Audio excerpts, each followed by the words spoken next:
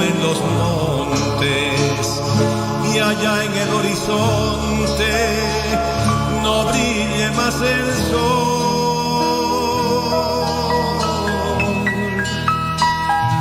aunque en el infinito los astros no titilen y aun cuando se terminen las tardes de arrebol, aun cuando sus criaturas no nombren ni le admiren, tan grande y tan sublime es el amor de Dios.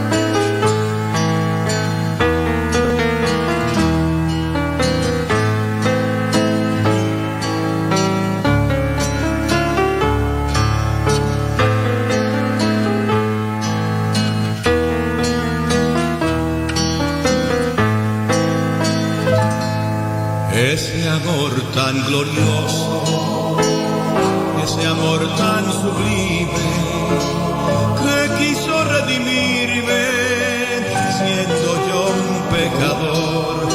Hoy con toda mi alma yo quiero referirme y en mi canción decirte: tu amor es mucho amor.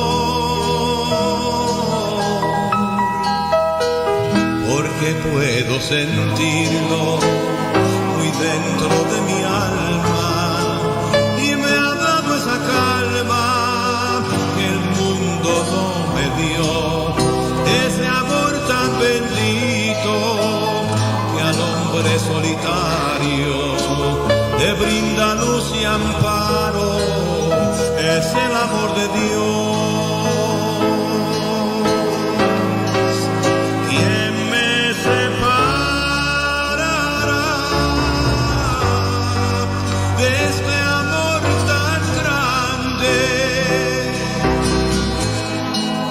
Temores ni hambres me podrán separar, porque el amor de Dios, aun cuando todo cambie, aunque el mundo se acabe,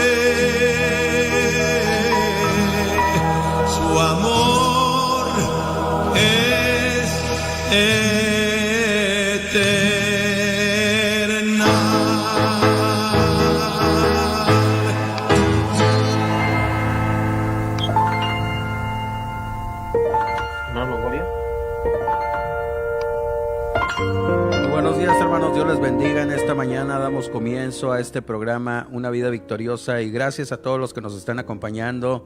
Una tremenda bendición, ya son las 10 de la mañana con 7 minutos y a todos los que están escuchando en esta mañana, gracias por estar en sintonía, invitándoles a que nos acompañen escuchando a través de nuestra página www.radiobautistaelfaro.com, a través de TuneIn Radio, esta aplicación que usted puede descargar en su celular. Y también tenemos un reproductor, el cual a través de su celular, sin descargar ninguna aplicación, usted nos puede estar escuchando solamente dando clic en un enlace, el cual en Facebook tenemos ese link. Si usted accesa a Facebook, R. Bautista Faro, ahí en la publicación que hemos hecho de este programa, ahí se encontrará con el link el cual solamente dando clic usted nos va a poder estar escuchando a través de su celular, o bien, como les digo, a través de la página www.radiobautistaelfaro.com o a través de TuneIn Radio. También a través de su llamada telefónica, puede hacerlo también a través de llamada telefónica. Si usted no tiene internet, o conoce a alguien que no tenga internet, puede hacerlo también a través de una llamada telefónica marcando el 701-415-4163. 701-415-4163 o al 601-415-4163. Ahí nos pueden estar escuchando a través de estos teléfonos. Ahí pueden estar escuchando a través de esta llamada telefónica.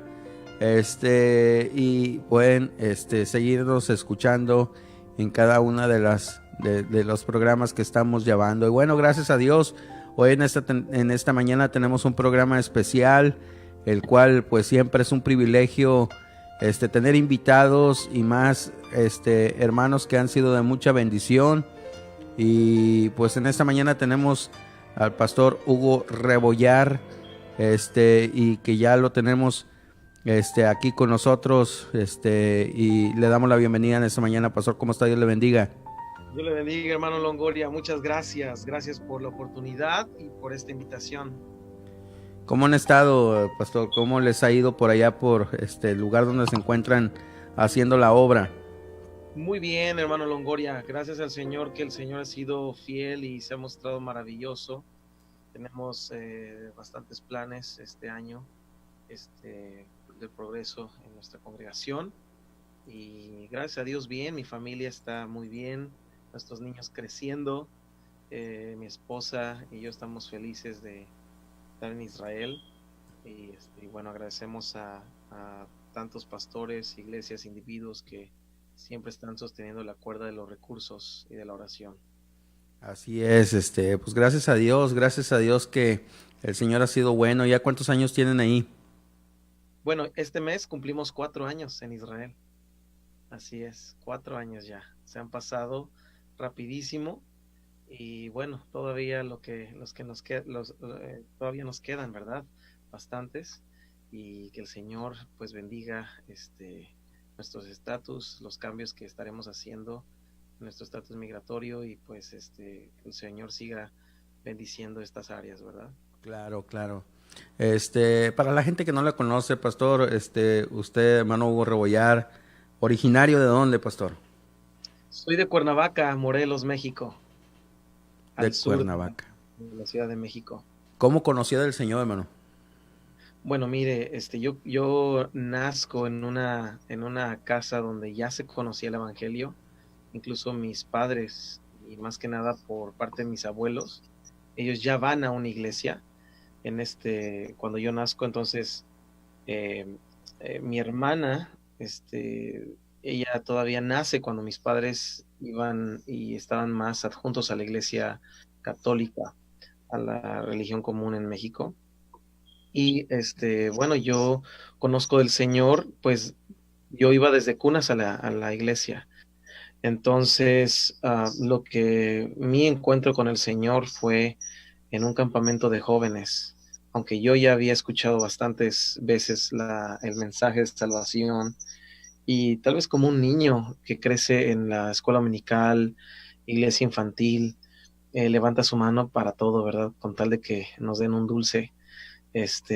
Yo veía que todos levantaban la mano y pues adelante también. Pero fue hasta mi adolescencia donde tuve ese encuentro con Jesús, y ahí en Cuernavaca, en la iglesia Bautista Monte Abarim, fue que conocí al Señor. Excelente. Y el llamamiento a través de los años, yo me imagino que empezó el Señor a tratar en su vida, a enseñar, a aprender usted, conocer más de Él. Pero ya ese llamamiento, ese deseo por servir al Señor o por conocer más de su palabra y prepararse más en ello, ¿cómo se dio y cómo fue ello? ¿Cómo fue eso? Mire, fue algo muy, muy chistoso porque, bueno, veo atrás y era el plan del Señor.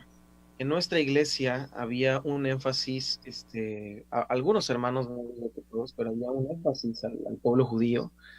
Y como Cuernavaca, algunos que conocen, hay una comunidad judía bastante grande para ser Cuernavaca. Hay un asilo de ancianos judío llamado El Eichel. Y y bueno, íbamos ahí. Yo en mi adolescencia acompañaba a algún grupo, entrábamos a ese lugar porque empezó ese amor por el pueblo judío. Había un hermano, que tenía ese énfasis y que empujaba mucho al evangelismo a los judíos, al poder orar por la paz de Israel y todo lo básico que normalmente un cristiano conoce de Israel. Ora por la paz de Israel, serás prosperado, etcétera, y pues lo bonito que es todo esto, ¿verdad?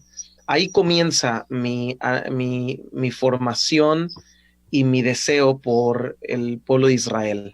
Cuando yo tenía aproximadamente 13 años, empiezo a conocer, yo me acuerdo que pintaba a óleo en mi escuela y yo llevaba regalos a los judíos en el Eichel, en el asilo de ancianos judío. Por primera vez pisé una sinagoga a los 13 años. Conocí algunas costumbres al platicar con ellos, al escuchar a otros hablar con ellos. Entonces, mi cercanía con el pueblo judío fue cuando yo tenía aproximadamente 13 años. Y, y en este grupo que íbamos y visitamos el Eichel, también estaba mi esposa. Ambos crecimos con con este deseo, con este ímpetu por tener parte en la restauración del pueblo judío. Entonces, fue desde ese entonces que empezó nuestra carga por el pueblo de Israel. Cada vez que yo podía enseñar, podía compartir, me acuerdo que en el Instituto Bíblico llegué a tener oportunidad de compartir a jóvenes y estar en algunas otras iglesias compartiendo. Siempre había dentro de la enseñanza Israel, siempre estaba Israel dentro. Entonces, claro, fue después de una preparación que tuve en México que yo decido ir a Israel y se me abren las puertas para ir allá. Entonces, pero desde ese entonces, hermano, Dios ya estaba llamándome para el ministerio. ¿Por qué Israel? ¿Por qué precisamente Israel cuando pues, la gente normalmente piensa y la mentalidad de uno es, hay muchas partes en el mundo que necesitan el evangelio y siempre como que nuestra última mentalidad, nuestro último enfoque, a veces no pensamos mucho en Israel, pero ¿por qué en Israel? Pues mire, solamente el año pasado fue que Israel tuvo más judíos dentro de la nación que fuera. Anteriormente yo había escuchado, bueno, Israel obviamente por el estado geográfico que hay, que tiene la nación, es muy atractivo, ¿verdad? Aparte, Israel es donde va a culminar específicamente la restauración del pueblo de Israel, conociendo la profecía, atrayendo a todo el pueblo judío a este punto geográfico del planeta Tierra. Yo al entender esto, al entender, bueno, va a culminar aquí. Yo puedo ir a Nueva York, puedo ir a la comunidad, la segunda comunidad más grande en el mundo de judíos, de los 14 millones que hay en el mundo. Puedo ir a Argentina, a Buenos Aires, puedo ir a, y claro, podía ir a cualquiera de estos lugares, pero al entender que el Señor los va a traer de esas naciones, al entender que hay comunidades no solamente hebreas en Israel, hay de todo tipo, de todo color y sabor, hay comunidades judías que no hablan netamente el hebreo porque pues vienen de la diáspora. Eh, Me concentré en un principio, cuando nosotros llegamos a Israel, llegamos a un poblado llamado Farsaba, que es el poblado más grande y también geográficamente hablando donde se asientan judíos de habla hispana, judíos de Argentina, judíos de Venezuela, de Uruguay, es de Paraguay. Bueno, en las tiendas hablan hebreo, hay carteles, perdón, en español, hay carteles. Entonces yo al ver esto y a ver esta oportunidad, al conectar la profecía, Dios los va a traer y los está trayendo. Veía estadísticas de la migración, de la aliyá, de del cambio nacional del pueblo judío. Entonces empecé a ver todo esto y claro, dije, bueno, va a ser una buena oportunidad de Israel. Claro que vinieron muchas dificultades y muchos problemas, bueno, no puedo decir problemas, sino muchos retos que empezamos a enfrentar dentro de el camino a Israel. Uno de esos retos obviamente es la economía. La economía es bastante alta, pero al mismo tiempo, al entrar a una comunidad judía en Cuernavaca, por ejemplo, también llevaba sus retos, ¿verdad? Económicos también. Entonces, pues bueno, eh, gracias a Dios el Señor fue bueno, ha provisto y estoy seguro que seguirá proveyendo, porque el deseo del corazón del Señor es por su pueblo y la restauración de Él por medio de Jesús, el Mesías. Entonces, estamos contentos de poder estar en este país, en este lugar geográficamente hablando, donde culminará esta restauración y tenemos parte en todo esto y me emociona solamente el recordarlo cada vez que lo puedo compartir. Me imagino que la visión que tenía de este lugar a la visión que hoy tiene de él es muy diferente, como que a través de los años, como que a través de los años me imagino que Dios le ha dado más de la perspectiva que usted a lo mejor imaginaba tener. Cuando yo llegue ya voy a lograr esto, o cuando yo llegue ya voy a hacer esto. Y yo me imagino que los planes de Dios eran todavía mucho más grandes, ¿no? Y han cambiado las cosas, la perspectiva, la visión, el conocimiento y tantas cosas, ¿no? Claro que sí, definitivamente, hermano. Mire, mientras uno más conoce, más se profundiza en la cultura, desde el idioma, desde la cultura hasta, claro, los estudios, que estoy llevando, etcétera, ha sido pues siempre hacia arriba, hacia crecimiento, creo yo, y la honra y la gloria la doy al Señor. Y claro que todo lo siempre ha sido a crecimiento y al conocimiento para poder entender más al pueblo judío. Ahora, yo no soy judío, ¿ok? Yo no crecí en una casa judía, no crecí con las tradiciones judías, no crezco con esta mentalidad, crezco en Occidente.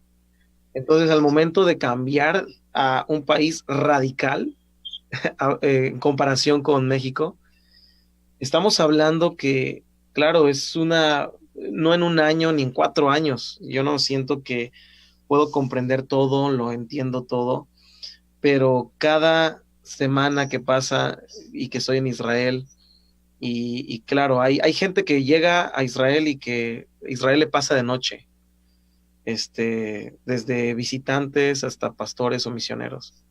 Pero, pero al momento de que uno dice, bueno, quiero aprender y Señor, dame la perspectiva correcta para poder entender y conectar la palabra de Dios con el pleno siglo XXI, con los judíos que han sido, como dice el apóstol Pablo, desgajados por incredulidad. Entonces, ayúdame a entender a ellos para que pueda yo tener esa parte y poder ser ese puente que nos manda el Señor a ser esos atalayas, esos pregoneros de justicia y tener parte en la restauración de esta gente a través de Jesús. Ahora, claro, ha habido uh, mi perspectiva de Israel, mi perspectiva del país de Israel, claro, es muy diferente ahora porque pues vivo ahí, convivo. Mis hijos van a un jardín de niños netamente israelí. Mis hijos hablan hebreo, empiezan ya, a veces yo no les entiendo lo que quieren decir, y ya estamos sumergiéndonos en esta cultura para poder entender y poder transmitir, y tener más eficacia con el evangelio. Adentrándose en esta cultura y con los años que ya llevan ahí, me imagino que conocen a las ya un poco más a los judíos, su mentalidad, su cultura, no con la visión y con la perspectiva occidental que normalmente llevamos acá, sino ya con la perspectiva de ellos, con la perspectiva de Israel. ¿Cuáles son los impedimentos, o vamos a decirle así, obstáculos que ellos ponen para objeciones para poder escuchar el evangelio? Mire, hay bastantes, hay muchos, y para eso, hay muchos libros que podemos leer y que recomiendo a la gente, poder leerlos. Pero creo que el principal factor o la principal objeción del pueblo judío en general, he hablado con decenas, y sin temor a equivocarme en estos 4 años, con cientos de judíos, desde que voy sentado en el autobús, desde que tengo oportunidad de tenerlos en la casa, he hablado con ellos y me he encontrado con un común denominador. La principal objeción que el pueblo judío tiene a aceptar a Jesús como Mesías es: Jesús no puede ser Mesías, ¿ok? Bueno, para esto hay que entender varias cosas. Número uno, debemos entender el trasfondo histórico, la historia de la iglesia. La iglesia, me refiero al catolicismo y a cómo fue este trato con el pueblo judío este, en los Países Bajos y en todo lo que es también Alemania, Francia, etcétera, desde los 1500 en adelante. Fue algo trágico, ver esta situación en la historia del pueblo judío en Europa. Pero claro que una de las principales razones nos podemos remontar hasta el segundo siglo, cuando empiezan es el periodo de los diálogos, y ya hay líderes de las iglesias, pero estos líderes ya empiezan a interpretar a Jesús de otra manera y quieren sacar e interpretar a Jesús fuera del judaísmo, fuera de la identidad original de nuestro Señor Jesús. Entonces, claro, hay debates con los rabinos, hay debates con las sagas del judaísmo, y los tenemos, preservamos muchos de los diálogos que tenemos, Justino Martí, diálogo contra Trifón. Dentro del judaísmo tenemos literatura como la Mishnah, del siglo III. Entonces tenemos literatura que nos refleja específicamente cuáles son esas objeciones, cuál es el por qué el cristianismo quería que el judío se convierta, y por qué el judío decía no podemos convertirnos. Y el principal factor que vemos desde esta literatura es: Jesús no puede ser Mesías, porque Jesús vino a cambiar completamente. Vino a ser, ellos lo ven, incluso rabinos dicen que Jesús, aunque fue judío, creció como judío, pero él viene a cambiar completamente la ley. De acuerdo a Deuteronomio, él no puede ser Mesías. Él no puede, de acuerdo al judaísmo, dice, él no puede ser Mesías porque él vino a cambiar todo, él vino a instaurar el cristianismo, y esta es la definición que ellos tienen del cristianismo. Jesús y Pablo fueron los que instauraron el cristianismo, salieron del judaísmo y quisieron hacer otra religión diferente. Esta es la definición común de cualquier judío, cualquier rabino que ha hablado, que he escuchado, que he leído. Y bueno, claro que a eso podemos indagar. Claro que no es el tema el día de hoy, pero en profundidad, que no es así, ¿verdad? No es así. El contexto del Señor Jesús lo vemos claramente en los evangelios. Él no vino a instaurar algo diferente, él no vino a hacer su propia ley, él no podía estar en contra del Padre. Y claramente, claro, yo siempre digo esto, antes, ¿qué vino primero, el huevo o la gallina? No puede venir antes nuestra teología y después el texto. A veces en la interpretación, y te encuentras con esto cuando estudias textos antiguos de los primeros siglos de los padres de la iglesia, prenicea y posnicea, cuando el imperio romano se cristianizó. Entonces, vemos este debate. No podemos ver a Jesús fuera de su contexto original, ¿verdad? Esa es una de las principales razones. Ahora, claro que había muchísimas objeciones de parte del pueblo gentil que había creído en Jesús en contra del linaje o el pueblo hebreo, porque pues entendamos esto, que el pueblo hebreo en el Imperio Romano se categorizaba como traidores a la patria, traidores al imperio, se querían sublevar contra el imperio y querían instaurar el reino mesiánico ya, y por eso vemos la figura del celote o de los sicarios matando romanos a la oportunidad que ellos veían. Entonces, claro que se denominaba, y automáticamente la mente gentil quería estar bien con el imperio y decía, no, Jesús no puede estar a favor de esto. El reino no va a venir como el, la metodología sicaria o de los celotes así lo determinaba. Así que, claro, ellos quieren independizarse étnicamente hablando de el pueblo judío, pero esto les lleva a que también se independizan completamente de la esencia de la teología antiguo testamentaria para poder crear lo que conocemos el cristianismo post-nicea. Y estamos hablando en términos técnicos, hablando del catolicismo, los credos, credo de Constantino 325 después de Cristo, etcétera, etcétera. Y tenemos un resultado, claro, un Jesús completamente distorsionado, un Jesús completamente fuera de... Y de acuerdo al Jesús que plasmaron después de Nicea, desde los padres de la iglesia pre-Nicea, el Jesús que ellos plasman en las hojas, en sus argumentos, es un Jesús completamente fuera del texto bíblico. Es un Jesús completamente fuera de su contexto original. Y esta ha sido una de las, trágicamente hablando, Satanás usando pues la mente y objeciones y rencor de mucha gente para poder transfigurar la imagen de Jesús, Yeshua, de su contexto original. Amén. Qué bendición, pues qué tremendo. Yo me imagino que ahora hay que trabajar en esas áreas, mostrándole, llevándolos a lo que es la raíz y que ellos puedan verlo, la perspectiva que realmente las escrituras nos están enseñando.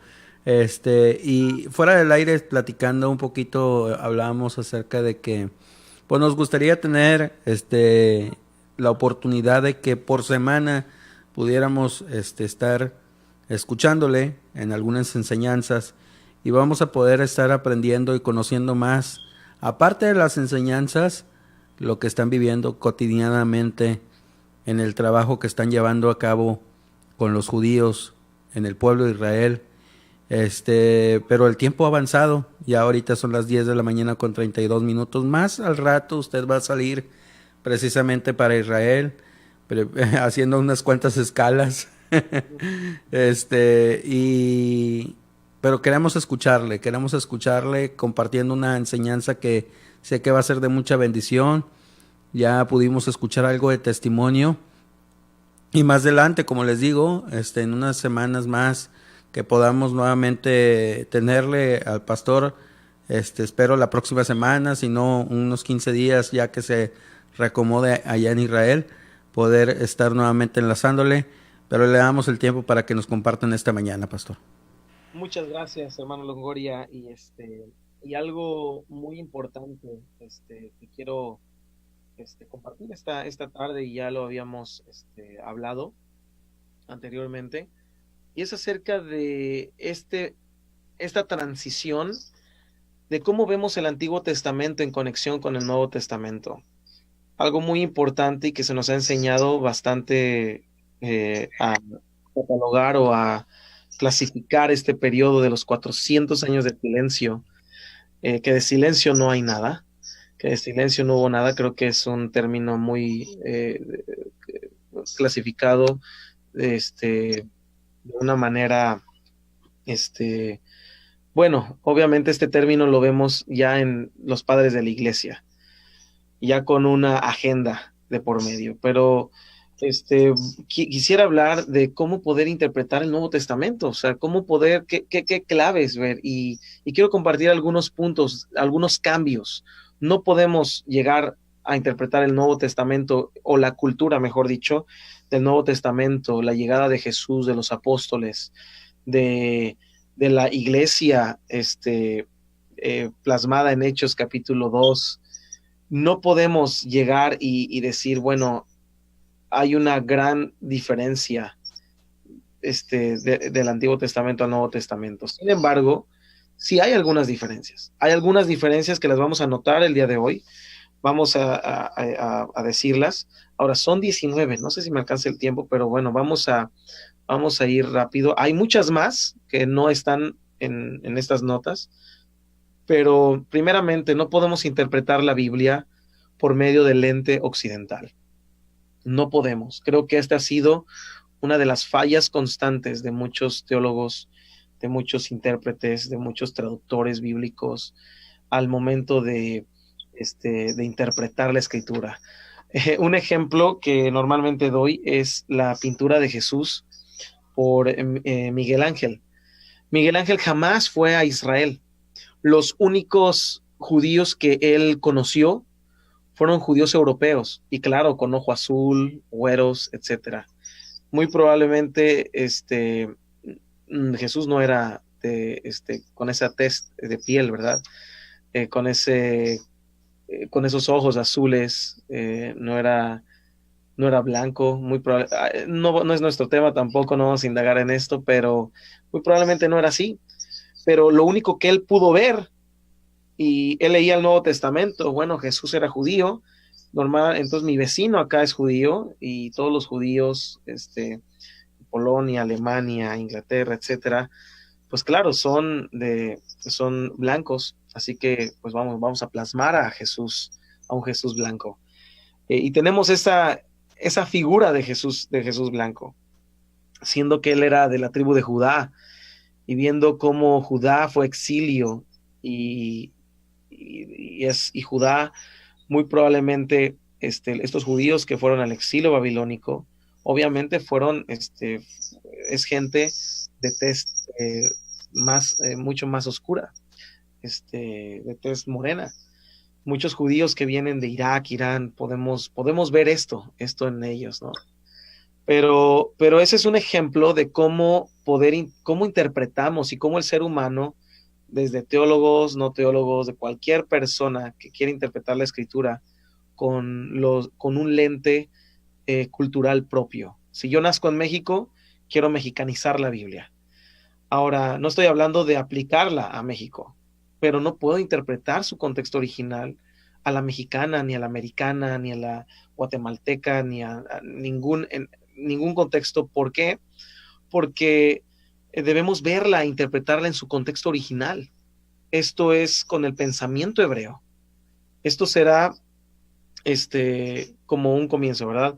Los textos bíblicos se escribieron en un espacio de tiempo específico. No podemos, tenemos que entender que fueron estos textos específicamente escritos 1 milenio antes de Cristo hasta un siglo después de Cristo. Son textos que se escriben en un espacio de tiempo específico, cuando ahora, y después de 2 milenios de aparición de Jesús, queremos interpretar con nuestros propios conceptos la escritura, vamos a tener muchas fallas, vamos a tener muchísimas muchísimos errores, y son, así como Miguel Ángel plasma a un Jesús completamente fuera de su contexto original, así mucha de la teología dentro de muchos círculos cristianos o de cualquier denominación ha llegado a pasar. No se diga los testigos de Jehová, etcétera. Ahora, los textos bíblicos se escribieron bajo una cultura específica, no solamente un tiempo específico, pero también una cultura específica. Y para eso debemos indagar en esa cultura específica. Ya no podemos regresar el tiempo.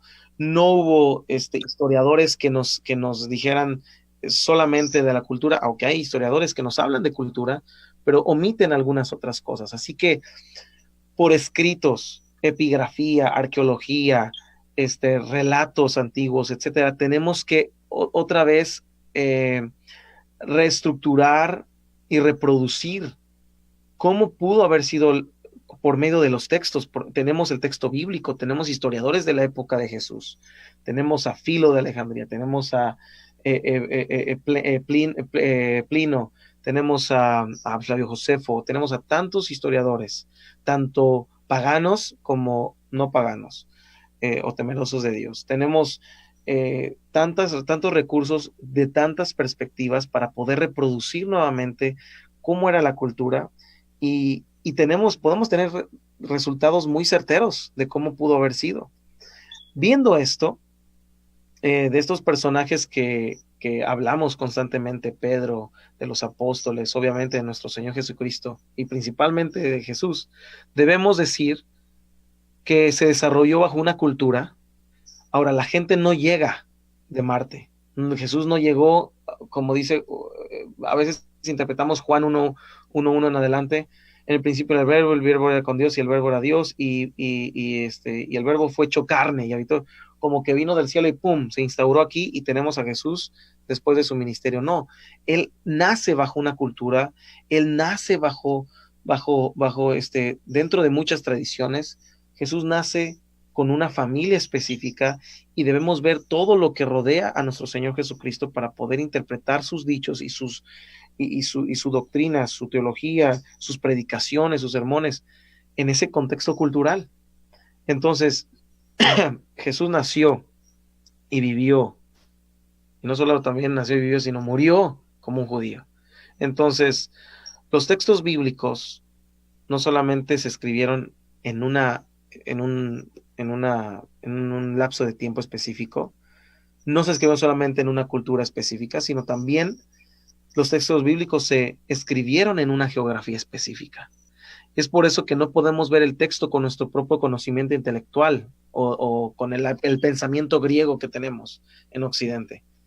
Y para descubrir o interpretar correctamente un texto, creo que debemos ser objetivos, más que subjetivos, ¿verdad? Más que no es que yo pienso, o mira, mi emoción dictamina esto, cuando vamos a la Biblia y al texto, debemos ser subjetivos, obviamente guiados por el Espíritu de Dios. Si una persona no tiene el Espíritu de Dios y quiere solamente estudiar académicamente la Escritura, lo va a llevar a genocidio. Dios es un Dios un Dios cruel. Si lo describe la Escritura como un Dios de amor, no puede ser de amor, y bueno, empieza la mente humana a interpretar la Escritura carnalmente. Eso es lo principal. Pero al momento de nosotros venir y estudiar la Escritura, para que usted, ni yo, ni nadie más pueda decir, bueno, no, yo creo que esto dice la Escritura. Creo que debemos ser objetivos en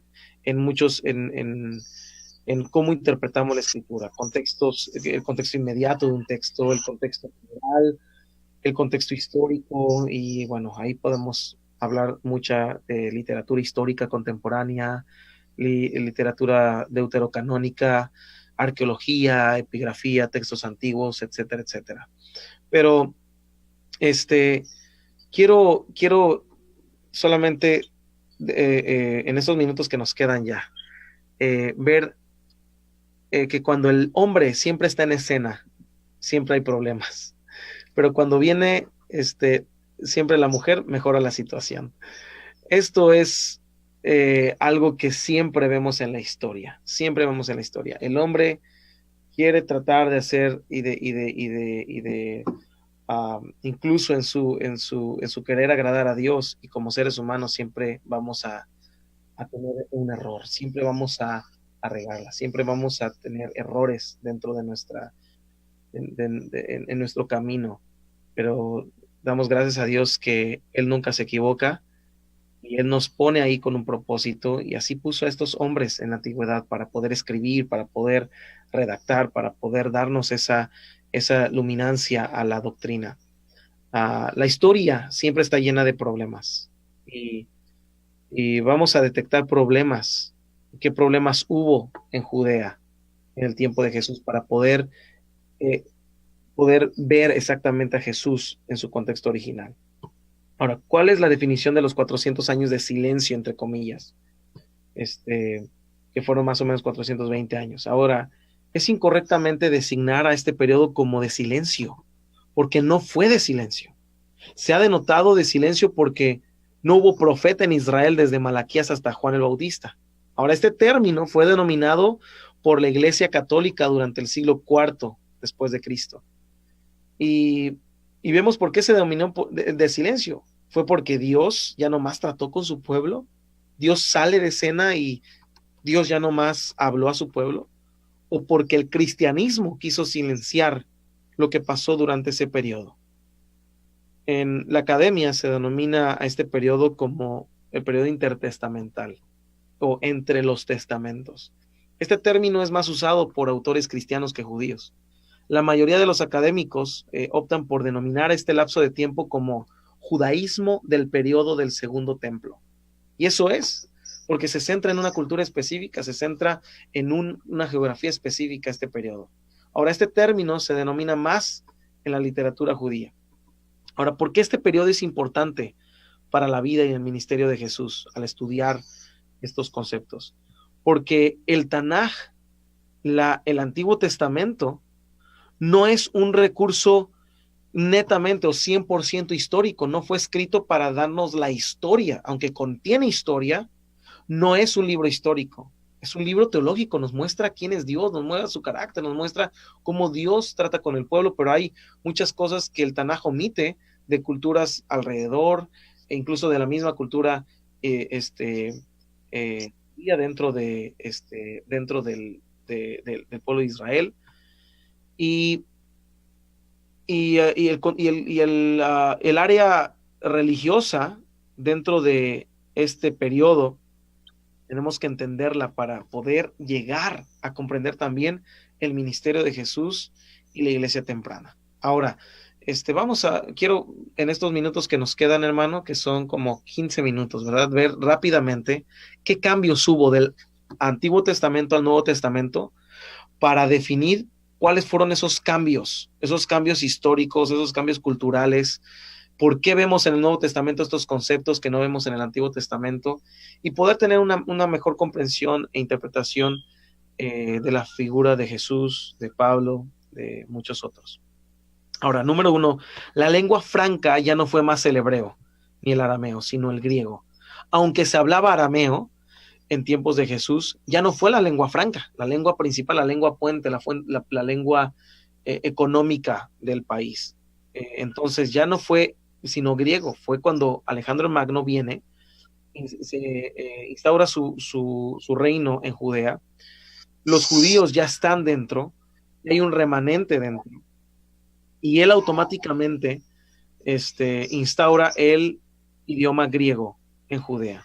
Claro que el pueblo judío tiene que absorber este idioma, y por eso tenemos no solamente eso, sino también la diáspora. ¿Por qué tenemos el idioma griego en el Nuevo Testamento y no vemos una continuidad del hebreo si son judíos?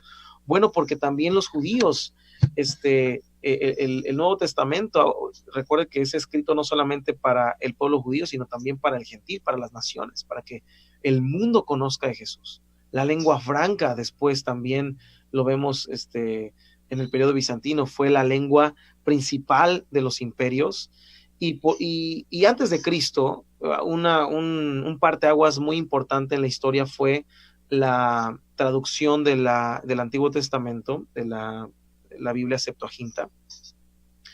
La Biblia Septuaginta fue muy importante para este cambio. ¿Por qué? Porque había muchos judíos que ya no hablaban hebreo, estaban en Alejandría, estaban en la diáspora, estaban creciendo fuera de una cultura netamente de Judea. Entonces, vemos claramente este cambio radical. Y bueno, la Biblia que el apóstol Pablo va a predicar en la diáspora al gentil es una traducción griega y es la Septuaginta. No había otras traducciones griegas, no tenemos evidencia de otra traducción griega del Antiguo Testamento. Incluso él va con esta traducción y él predica el Evangelio con esta traducción bíblica al gentil. Y cuando vemos incluso las cartas del apóstol Pablo y las citas que él da, son una traducción netamente de la Septuaginta.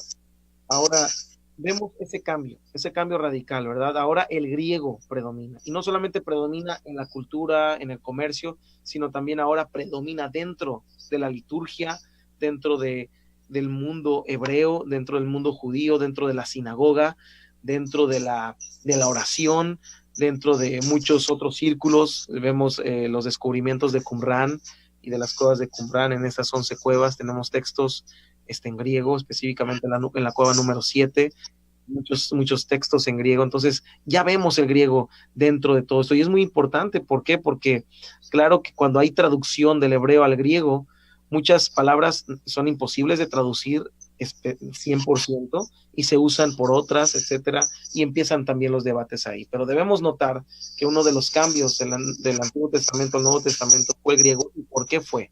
¿Por qué fue este cambio? Obviamente por la cuestión de los imperios. Antíoco Epífanes llega en el segundo siglo, instaura aún más el griego. Ahora ya es una ley el poder hablar solamente griego en cualquier lugar, en los gimnasios, en las escuelas, etcétera, etcétera. El segundo cambio fue un dominio político de Babilonia a Persia, de Persia a Grecia y de Grecia a Roma. Ahora, no podemos interpretar de la teocracia del Antiguo Testamento, del periodo davídico, a el Nuevo Testamento. ¿Por qué? Porque Jesús aterriza, llega en una cultura grecorromana también. O sea, sus padres, claro que eran judíos, pero cuando salen de casa se enfrentan a una cultura completamente romana, greco-romana. Una cultura donde vemos esos flashes, en el Nuevo Testamento. Esos textos que reflejan la cultura greco-romana dentro ya de incluso la cultura judía. Y hay muchos cambios en el judaísmo también que son asimilados a la cultura griega. El tercer cambio, la palabra judío aparece por primera vez en un libro del periodo del Segundo Templo. No podemos decir específicamente los judíos del tiempo del Éxodo. Bueno, en primer lugar no existía la palabra judíos. No existe la palabra judíos hasta lo vemos en el libro de Esther, que es en el 7º siglo, y el libro de Esther no fue escrito en ese siglo, fue escrito posteriormente. Entonces la palabra judío no existe, pero ya en el Nuevo Testamento empezamos a ver judío. ¿Quién es judío? Entonces, en nuestro estudio de quién es judío en el Antiguo Testamento debemos notar esta gran diferencia para poder identificar al hebreo del Antiguo Testamento, del judío del Nuevo Testamento. En el Nuevo Testamento un judío se denomina por esto, por haber nacido en Judea. Un prosélito, un gentil que se convierte al judaísmo en el tiempo de Jesús, se le llama prosélito de justicia, Heder Sadik. Y un gentil en el Antiguo Testamento no se llama así. Ahora, dentro del judaísmo del periodo de Jesús, en el tiempo de Jesús, se le llamaba un prosélito judío. Hay muchos recursos que podemos ver de esto. A Herodes se le llamaba judío también. ¿Por qué? Porque su padre fue un prosélito. Su padre fue un gentil, era un medio judío. Entonces vemos este cambio de identidades y debemos notar esto. La segunda, esa es la tercera cosa. La palabra judío aparece por primera vez en un libro del periodo del Segundo Templo, y vemos claramente en nuestro estudio de identificación de un hebreo a un judío del Nuevo Testamento, debemos notar esta gran diferencia para que no podamos decir, es un sinónimo. Hay que tener cuidado con esto. Número 4, la dinastía ya no existe más. Ahora ya no había un monarca absoluto. El monarca desaparece y empiezan otros títulos administrativos como etnarca, tetrarca, procurador. Hablamos del rey Herodes, pero era un procurador de Roma en Judea. Número 5, cambio del sacerdocio. Los sacerdotes, se envuelven ahora ya en asuntos políticos. Desde la toma del segundo siglo de los macabeos en adelante, vemos por primera vez en el 165 a.C., por primera vez, un rey puede ser rey y sacerdote al mismo tiempo. Esto no lo vemos en el Antiguo Testamento. En el Antiguo Testamento no podemos ni siquiera un mandamiento que Dios diga un rey puede ser rey y sacerdote al mismo tiempo. Y esta imagen del rey y sacerdote al mismo tiempo comienza cuando los macabeos llegan, conquistan Jerusalén de manos de Antíoco Epífanes, este hombre griego, y automáticamente dicen, bueno, nosotros conquistamos, ustedes sacerdotes, adiós. Nosotros nos arriesgamos el pellejo, ahora nosotros vamos a ser reyes y sacerdotes. Y el mismo pueblo también aclamó a ellos como sacerdotes. Entonces, claro, ya el sacerdocio ya está envuelto en este periodo intertestamental en asuntos políticos.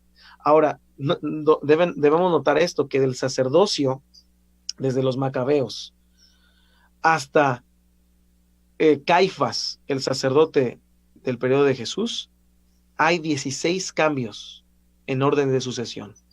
16 cambios de sacerdote. Herodes hasta puso a su suegro como sacerdote, ¿verdad?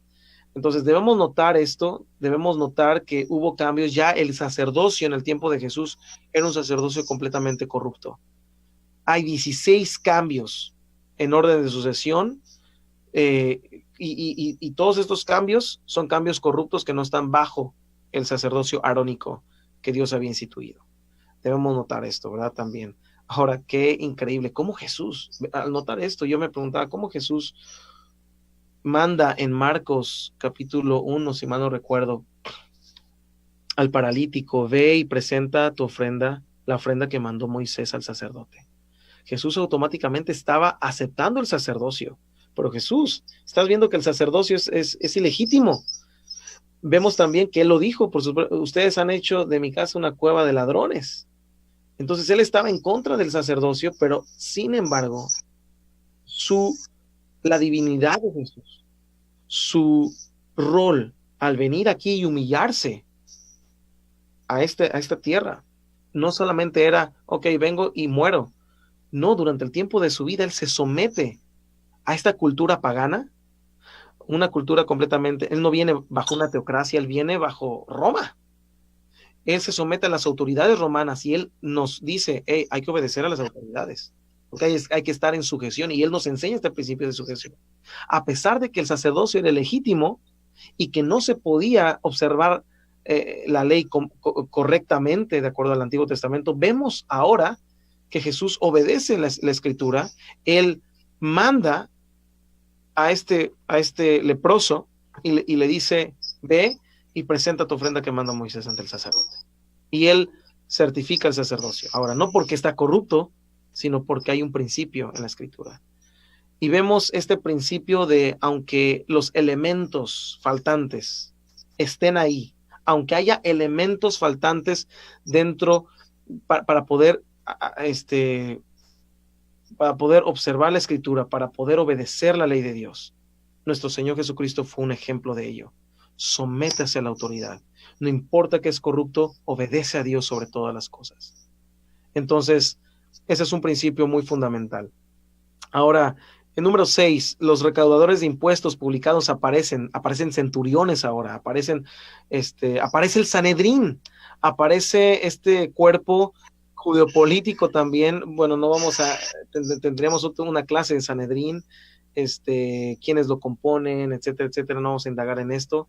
La adoración ahora toma lugar por primera vez en la sinagoga. Antes era en el templo, ahora la sinagoga también toma un rol específico. Ahora, cuando hablamos del templo, el templo tuvo varios cambios. El templo que edifica Salomón no es el mismo templo que Jesús viene y él presenta sus ofrendas, etcétera, etcétera. No es ese templo. Hay muchos cambios estructurales. Es una cosa que también debemos notar. Hay muchos cambios. Uno de esos cambios, para ser específico, hay 3 reconstrucciones de templo. El templo de Salomón, que lo encontramos en 1 y 2 de Crónicas, 1 y 2 de Reyes. Su destrucción fue en el 586. Después viene Zorobabel. No podemos decir el templo que reedificó Salomón, que reedificó Herodes. Herodes no reedifica el templo. Cuando llega Herodes, el templo está instaurado. Lo que hace Herodes es expanderlo y remodelarlo. Pero Zorobabel, en el tiempo de Esdras, vemos esto en la escritura, en Esdras capítulo 1, después de que el templo es edificado en el 515 antes de Cristo, traen los utensilios al templo, y Esdras nos habla de esto. Entonces ya es un templo que hay cambios estructurales, hay cambios en la estructura del templo. El templo se expande también. Herodes antes de Herodes empieza a poner el judaísmo una barrera para que los gentiles no puedan entrar al templo. ¿Por qué? Porque, claro, hay temores de que ahora nos vengan a quitar nuevamente el oro que hay dentro. Entonces el gentil no puede, hay una barrera, y el gentil que quería venir a ofrecer ofrenda solamente se quedaba hasta ahí. Y tenemos, probablemente en algún otro tiempo podemos ver qué significa esa barrera de separación, esa barrera intermedia que nos habla el libro de Efesios capítulo 2, que Cristo vino y abolió en su carne esas enemistades, los mandamientos expresados en ordenanzas. Lo vamos a ver en este cambio estructural del templo. Viene una transición también. El Tanaj sigue, el Antiguo Testamento sigue jugando un rol central, pero ahora su interpretación es nuevo. Ya hay muchos conceptos nuevos el Tanaj. Hay muchas cosas ahora que añade el rabinato para poder aplicarlas y para poder seguirlas del Antiguo Testamento, y las hacen leyes. Vemos un ejemplo claro en Marcos capítulo 7. Marcos capítulo 7 versículo 1. Se juntaron a Jesús los fariseos y algunos de los escribas que habían venido a Jesús, los cuales, viendo a algunos de los discípulos de Jesús comer pan con manos inmundas. Ahora, ¿dónde dice la escritura en el Antiguo Testamento que Dios hace una denominación de manos inmundas? Viendo a algunos de los discípulos que comían con manos inmundas, esto es, no lavadas. Ahora, no se está refiriendo a la higiene, con la que los discípulos tenían las manos negras y llenas de sus uñas llenas de mugre. No, está hablando esta palabra inmundas, o esta palabra no lavadas, quiere decir un lavado litúrgico, un lavado que necesitaba oración. Hasta el día de hoy, esta ceremonia, o dentro de la cultura judía existe esta tradición todavía, el lavado de las manos. Y ellos oran: benditos eres, Señor, Rey del universo, que nos santificas y nos has lavado a mandar las manos. Pero la pregunta es, ¿dónde en el Antiguo Testamento vemos que Dios mandó a lavarse las manos antes de comer para que no haya impureza de pecado en nuestras manos? No. Pero aquí ya está instaurado dentro de la jurisprudencia judía, está instaurado ya este concepto de manos no lavadas. Y aquí ya tienen una disputa con Jesús, diciendo: hey, tus discípulos deben seguir estas leyes, pero no las siguen así. Dice versículo 3, porque los fariseos y todos los judíos, aferrándose a la tradición de los ancianos, si muchas veces no se lavan las manos, no comen. Entonces vemos estas leyes que ya las leyes rabínicas y las leyes de los escribas, los fariseos, empiezan a tomar un rol añadido al Tanaj. El Tanaj no pierde su centralidad, pero ahora es una adición. Y empezamos ya a ver la teología farisea, cómo se desenvuelve, la teología sacerdotal, la teología saducea, la teología de los esenios, la teología de los celotes y otros grupos que hay dentro del judaísmo en el tiempo de Jesús. Entonces, hubo más preocupación en este tiempo por asuntos relacionados con la vida después de la muerte, relacionados, resurrección, por ejemplo, e inmortalidad. Y vemos más material que nos habla de de los asuntos relacionados con la vida después de la muerte. Y vemos más claro lo que el Tanaj nos indica. Escritores, por ejemplo, asumen que el lector conoce geográficamente las ubicaciones de Israel, etcétera, y hay muchos cambios, ¿verdad? No vamos a entrar en ellos. Y para terminar, el concepto de pureza adquiere un énfasis sobresaliente. Por ejemplo, lo que acabamos de leer, el lavamiento de los jarros, de las manos, y muchas otras cosas que el pueblo tenía como tradición, las vuelve leyes. Cuando vemos y para terminar esto, una de las grandes debates que hay en la teología cristiana, en muchos círculos, es Hechos 10. Fíjese lo que dice Hechos 10, si usted tiene ahí su Biblia, Hechos 10. En Hechos 10, y el versículo...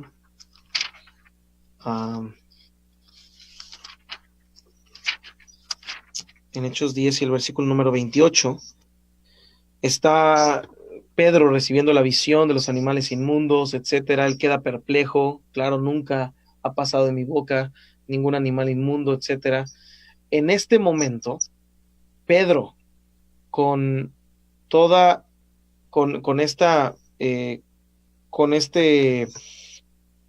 tradición de los padres que él tenía en contra del gentil, fíjese cómo es reflejado. Ya era apóstol, ya había estado con Jesús, había estado con el maestro de cerca, pero él ahora tiene objeciones contra el gentil, y Dios le dice: lo que Dios limpió, no lo llames tú común. Fíjate lo que dice la interpretación del apóstol Pedro, versículo 28, y les dijo: vosotros sabéis cuán abominable es para un varón judío juntarse o acercarse a un extranjero, a un goy, a un gentil. Ahora el apóstol Pedro llega a Cesarea Marítima, se encuentra con Cornelio y su familia, está a punto de entrar a su casa y dice: ustedes saben cuán abominable, note la palabra abominable, porque dentro de la jurisprudencia judía ya era uno de los cambios que había ya, abominación. El gentil es una persona abominable delante de los ojos de un judío. Aquí tenemos, hermanos, un claro ejemplo y una clara, un ejemplo de cómo en la mentalidad judía ya hay estos cambios y son reflejados incluso en los apóstoles, y Dios quiere quitar esa objeción y esa mentalidad dentro de sus siervos para poder llevar el evangelio al gentil. Cuando en la escritura, en el Antiguo Testamento, vemos que el gentil tenía que estar apartado.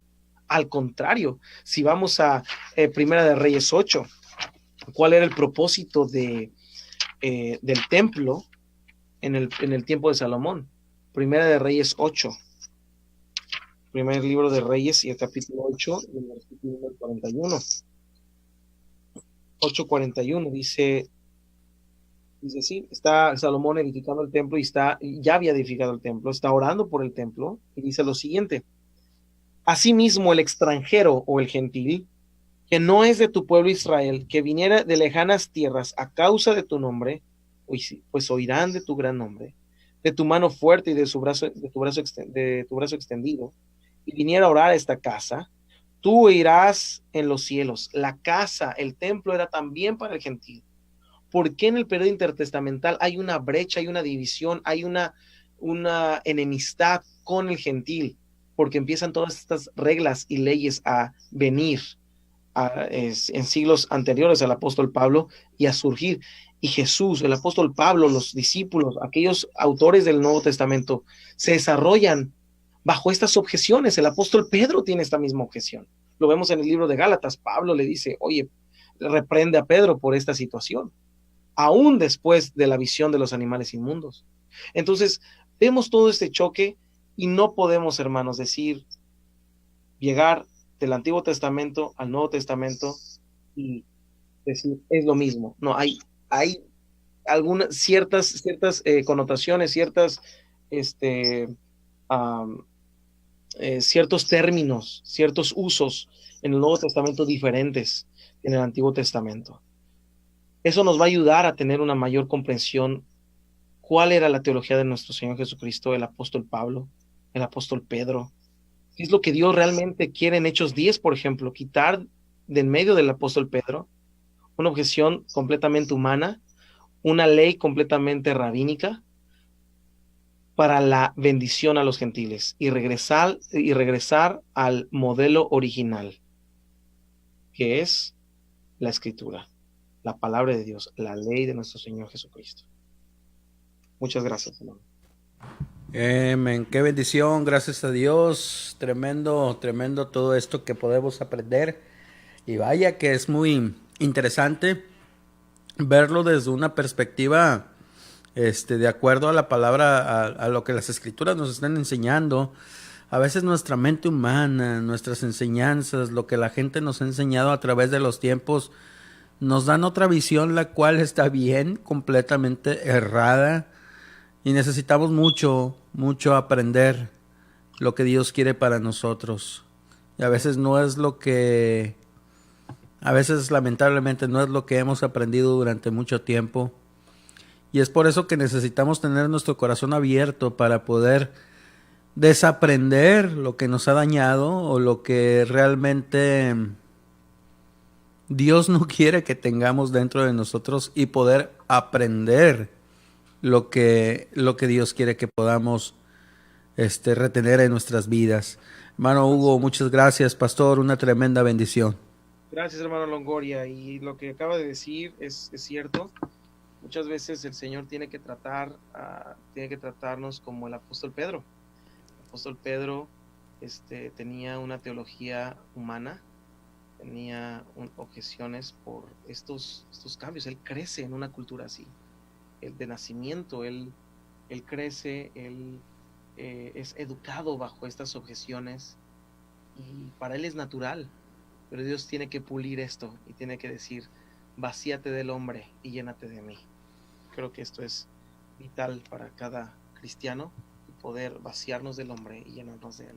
Y no tan solo el catolicismo, cuando nosotros llegamos al cristianismo del catolicismo, sino aún dentro del mismo cristianismo tenemos una cultura errada, completamente errada, unas enseñanzas que muchas de las veces por no preguntar, por no indagar, por no ir a la palabra del Señor, nos dejamos llevar por comentarios humanos. Lamentablemente pensamos que porque el líder lo dice es netamente verídico, es cierto, y a veces la gente trata de enseñarnos algo que es verdad y decimos no, no es cierto porque así no me lo enseñaron. Y dejamos de aprender lo que realmente es bueno por atesorar cosas que son simplemente pensamientos humanos. Así es, hermano. Claro que sí. Y eso es algo que el Señor tiene que pulir en nuestras vidas y creo que Él pule a quien está dispuesto. Creo que el apóstol Pedro, vemos el carácter de él en los evangelios. Era un hombre pues duro, de carácter recio. Y lo seguimos viendo en Gálatas, en Hechos, pero con ese corazón dócil. Él se presenta ante el concilio en Jerusalén en Hechos 15 del año 51 y él dice, yo he sido testigo de lo que Dios ha querido hacer. Y queremos ver esa generación de gente que diga, yo he sido testigo, el Señor me ha mostrado lo que Dios quiere hacer con su pueblo. Y creo que toma humildad, toma tiempo, toma pensar fuera de un sistema. Creo que toma tiempo de estudio, toma tiempo de oración y como decimos, es que es tan fácil regresar a la escritura y vaciarnos del hombre y lo que se nos ha enseñado, lo que es nuestra cultura, que muchos venimos de culturas donde nos desenvolvemos y lo que vemos alrededor es el catolicismo, ¿no? La gente piensa esto de Dios y a pesar de que nosotros nacemos o hemos nacido en lo personal en un ambiente cristiano, hay todavía esas rebabas, todavía esas cosas que el Señor dice, hey, quiero trabajar ahora del lado opuesto, ¿no? Quiero trabajar con mi pueblo Israel que no ha sido salvo. Entonces, ¿qué es lo que va a tomar? ¿Qué es lo que va a tomar? Bueno, quitar nuestras objeciones que también hemos levantado. Yo siempre he dicho que dentro del cristianismo en general, ¿no? En cualquier denominación existe una interpretación talmúdica El cristianismo también tiene sus propias, sus propias costumbres, las hemos vuelto leyes, que están opuestas a la palabra de Dios. Hay que tener cuidado y regresar al Señor y ver qué es lo que el Señor quiere, vivir para Él, vivir por su gracia, vivir por lo que, para lo que Él nos ha salvado por medio de su sangre. Y vaya que Pedro y Pablo, el apóstol Pedro, el apóstol Pablo necesitaron vaciarse, se vaciaron de sus pensamientos, de sus razones y dejaron que Dios obrara en sus vidas. A veces nosotros, cuando conocemos del Señor, oramos a Él y usamos palabras que muchas veces no practicamos. Yo recuerdo muchas ocasiones decirle al Señor, Señor, vacíame de mí. Vacíame de mis pensamientos, vacíame de mis deseos, vacíame de mí y lléname de ti. Y cuando Dios quiere hacerlo, decimos, no, espera, eso no es lo que me enseñaron. Claro, claro, porque pensamos a veces en sensacionalismo, más que en términos concretos. Lo que Dios va a hacer en nuestra vida va a ser algo tremendo. Y claro, vemos esos cambios y somos afectados, ya no, mucha gente empieza a criticar, etcétera, y claro que eso no nos gusta, no le gusta a nuestra fe. Lamentablemente la gente que critica empieza a usar frases, pensamientos, ideas humanas, dichas por líderes, dichas por oradores, por gente, pero nunca utilizan las escrituras. Nunca utilizan la palabra de Dios y muchas veces hemos dicho, si en algo estamos mal, qué bendición sería que nos hicieran ver eso mal que estamos, porque lo que queremos es aprender y lo que queremos es que nuestra vida crezca espiritualmente día con día. ¿Y qué nos va a llevar a ello? Indagar, preguntar, pero todo con un corazón dócil, como dice la palabra del Señor. Eso es muy importante, ver que el Espíritu Santo de Dios no te trae la verdad. Él dice, te guía a toda verdad. Él te va a agarrar de la mano y Él te va a guiar hacia la verdad. Entonces tienes que ir hacia el recurso, hacia donde el Señor te guíe. Él no te lo trae en charola, ¿verdad? Y ok, apréndelo, cómelo, ¿no? Nos va a guiar, y esa es nuestra responsabilidad, el poder ir, el poder indagar, el poder probar. Y yo siempre he dicho esto, cada oportunidad que tengo de enseñar, nuestra fe debe ser probada. Nuestra fe debe ser probada. Si no puede ser probada, entonces es idolatría. Porque si no puede ser probada nuestra fe, estamos en idolatría. Todo, la escritura nos insta, Pablo nos dice 2 veces, pruébalo todo. Entonces, si nosotros no podemos probar la verdad de la palabra de Dios, entonces vamos a estar en idolatría. Y es por eso que nosotros en este siglo, en este momento, debemos presentar defensa contra toda la gente que demanda razón. Hay mundo ateo allá afuera. Los jóvenes están siendo bombardeados en las escuelas, en las universidades, y creo que es un buen momento en que debemos más que nada poder indagar para poder probar nuestra fe. No decir, ok, yo tengo un pastor que él sabe mucho, te voy a referir con él. No, porque así hay gente que dice, ok, esto ya lo has hablado con otros pastores. No, preséntame tu defensa. Si realmente es lo que tú crees, presenta defensa, y si no, es mera idolatría, porque es repetición de un ser humano. Es correcto. Hermano Hugo, pastor, muchas gracias. Gracias nuevamente por tomar este tiempo. Sé que en unas cuantas horas más estará saliendo, estará tomando su vuelo, su primer vuelo. Y primeramente Dios esperamos llegue con bien, con su familia. Un fuerte abrazo. Gracias por pasar tiempo con nosotros en la iglesia. Fue esta semana una semana muy bendecida al tenerle acá en el área de Pasadena, en el área de Houston, y que nuevamente pronto pueda visitarnos. Amén, hermano. Muchas gracias. La verdad que vamos con planes, vamos con emocionados de lo que Dios está haciendo. Y bueno, más adelante vamos a estar promocionando, si nos permite, hermano Longoria, los diferentes tours que vamos a tener el próximo año. Ya este año estamos un poquito saturados. Ya hay 4 tours de México, Guatemala y Estados Unidos. Pero bueno, vamos a ministrar a gente, pastores, por medio de estos tours. Y bueno, todos los hermanos que nos escuchan, espérelos, espere esta información y esperamos verlos pronto en Israel.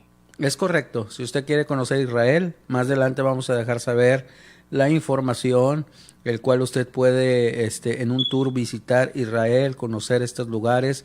El hermano Hugo personalmente va a estar mostrándoles, llevándoles a estos lugares, mostrándoles la cultura, el porqué, preguntas, respuestas. Va a haber desayunos, comidas, viajes, conocer tantos lugares que el Señor visitó. Así es que vaya preparándose, vaya ahorrando, y ya después que le den la información, usted va a poder tomar una decisión para visitar estos lugares, la Tierra Santa, el lugar de Israel. Qué tremenda bendición. Amén, hermano Longoria. Muchas gracias por el tiempo. Gracias a todos los hermanos que nos sintonizaron.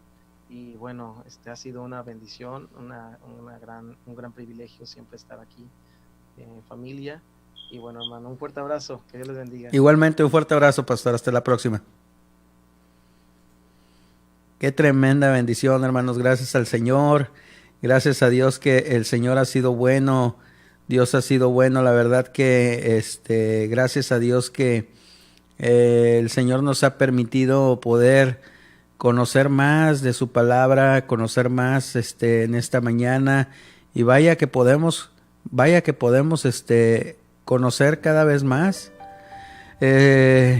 Hermanos, escudriñemos, meditemos en la palabra del Señor día con día. Vaya que el Señor quiere tratar con nosotros, el poder vaciarnos de nuestros pensamientos humanos, de nuestros pensamientos, ideas, que a lo largo del tiempo muchas veces hemos escuchado algunas cosas buenas, vaya que sí, algunas cosas que han sido interesantes y algunas cosas que son verdad, vaya que sí, pero algunas cosas que están muy fuera del contexto y muy fuera de las Escrituras.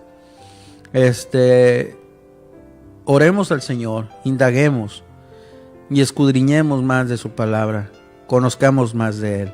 Eso es lo que Dios quiere para nosotros, de nosotros, que podamos conocerle más a Él. Qué bonito sería que podamos compartir a alguien del cual conocemos. La gente del mundo necesita de Cristo, sí, pero ¿cómo poder compartir de Cristo si nosotros mismos no le conocemos? ¿Cómo poder compartir de Jesús? ¿Cómo poder compartir del Salvador, del cual no le conocemos? Necesitamos conocer más de Él. ¿Y cómo poder conocerle? Escudriñando sus Escrituras, escudriñando su palabra, adentrarnos en la palabra del Señor. Pasen un excelente día, hermanos. Lunes, inicio de semana, que pasen una excelente semana llena de bendiciones. El día de mañana estaremos de regreso en punto de las 9 de la mañana con una vida victoriosa. Pasen excelente día y disfrútenlo, hermanos. Hasta la próxima. Dios los bendiga. ¡Ánimo!